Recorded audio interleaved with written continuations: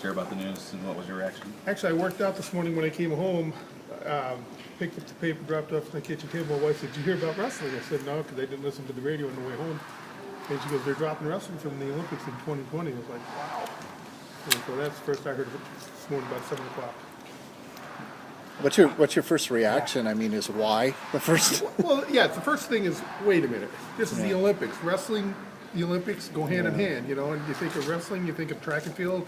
Those are the sports that really started the sport, or started the Olympic movement way back in the Greek era.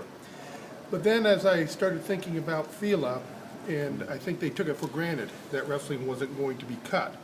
And so they didn't set a representative as I read through the information. And it's not final. I mean, there's another meeting in May in St. Petersburg, Russia, and there's another one finally in Buenos Aires, Argentina in September.